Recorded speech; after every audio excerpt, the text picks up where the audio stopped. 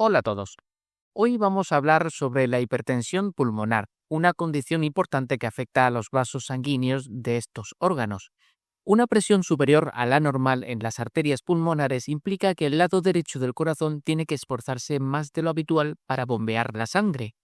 Si las arterias pulmonares se dañan, se estrechan o se bloquean, la sangre no fluye bien a través de ellas, lo que aumenta la presión y causa esta condición. Hay diferentes tipos de hipertensión pulmonar que a veces aparece por sí sola, la producen otras enfermedades o incluso se desconoce el motivo. Algunas de las causas pueden ser enfermedades del corazón, incluyendo insuficiencia cardíaca del lado izquierdo. También puede estar relacionada esta patología con problemas como la enfermedad pulmonar obstructiva crónica, EPOC, el enfisema o la apnea del sueño. Otras afecciones médicas también pueden desencadenar este problema, como enfermedades del hígado, la enfermedad de células falciformes, coágulos de sangre en los pulmones, embolia pulmonar, o trastornos del tejido conectivo, como la esclerodermia. Hay ciertos factores que aumentan las probabilidades de desarrollar hipertensión pulmonar. El riesgo aumenta con la edad, aunque el diagnóstico suele hacerse entre los 30 y 60 años. Es más común en mujeres que en hombres. Tener antecedentes familiares o ciertas condiciones genéticas, como el síndrome de Down o una cardiopatía congénita, también pueden influir.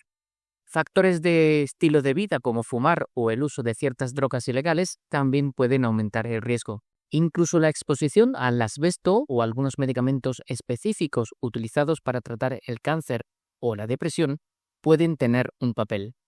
Reconocer los síntomas puede ser un poco complicado porque a veces se parecen a los de otras enfermedades.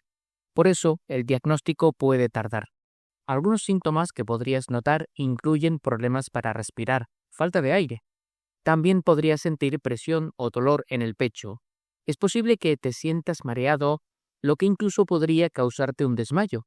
Sentirte muy cansado o fatigado también es común. Quizás notes hinchazón en tu abdomen, tus piernas o tus pies. Y a veces puedes sentir que tu corazón late muy fuerte o muy rápido, que tienes palpitaciones. Con el tiempo, la hipertensión pulmonar puede empeorar y causar otros problemas serios para tu salud. Estos pueden incluir complicaciones como la insuficiencia cardíaca. También puede haber problemas con el ritmo cardíaco, arritmias. A veces puede haber coágulos de sangre en las arterias de los pulmones, sangrado pulmonar o incluso acumulación de líquido alrededor del corazón, derrame pericárdico. Sentir anemia, es decir, que tu cuerpo no recibe suficiente sangre con oxígeno, también es una posibilidad, y en algunos casos puede causar daño hepático. Si te diagnostican hipertensión pulmonar, hay muchas cosas que puedes hacer en casa para cuidarte y sentirte mejor.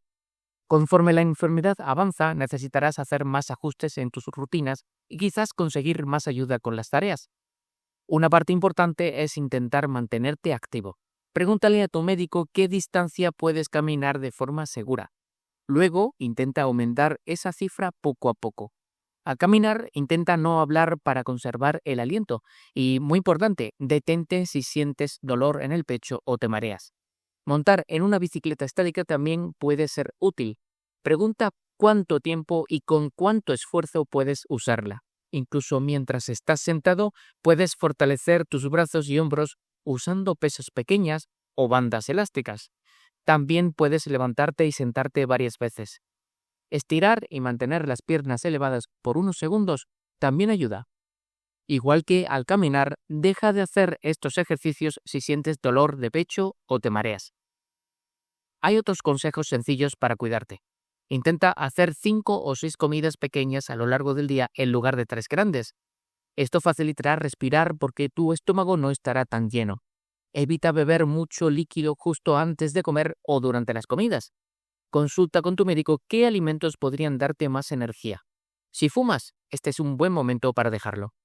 Mantente alejado de las personas que fuman cuando estés fuera y no permitas que nadie fume en tu casa.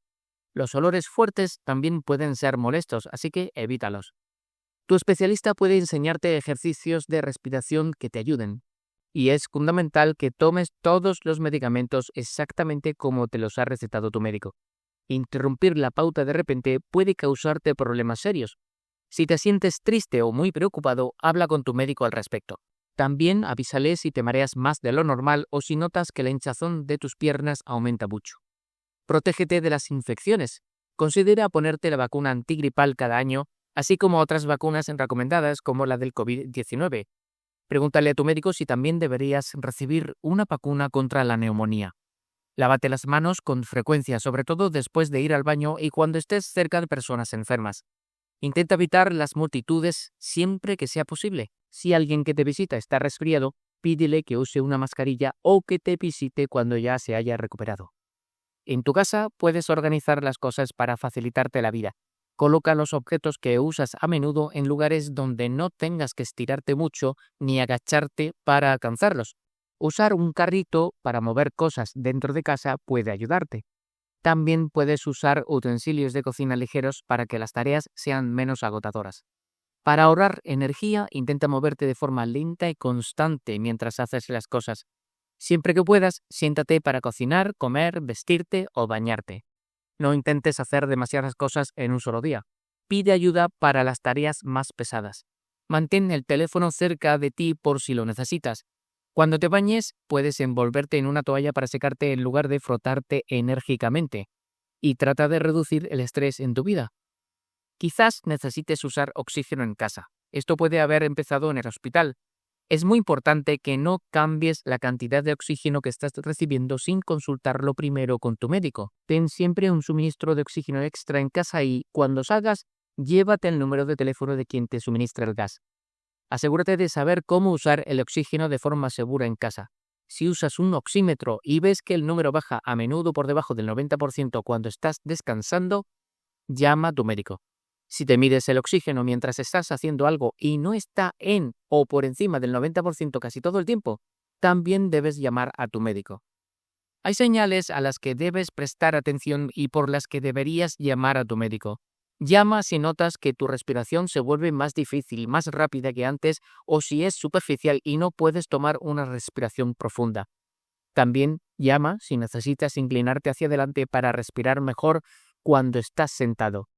Si te sientes somnoliento o confundido, si tienes fiebre, si las puntas de tus dedos o la piel alrededor de tus uñas se ponen azules, si te sientes mareado, te desmayas o tienes dolor en el pecho, o si notas un aumento en la hinchazón de tus piernas. Después de un ingreso en el hospital, es posible que tu médico te pida un seguimiento con tu médico de cabecera, con un neumólogo o un cardiólogo. Si fumas, también te podrían ayudar a dejarlo. Cuidarte en casa y estar atento a los síntomas es fundamental para vivir lo mejor posible con hipertensión pulmonar. Nada más por hoy. Espero que hayas encontrado esta información útil.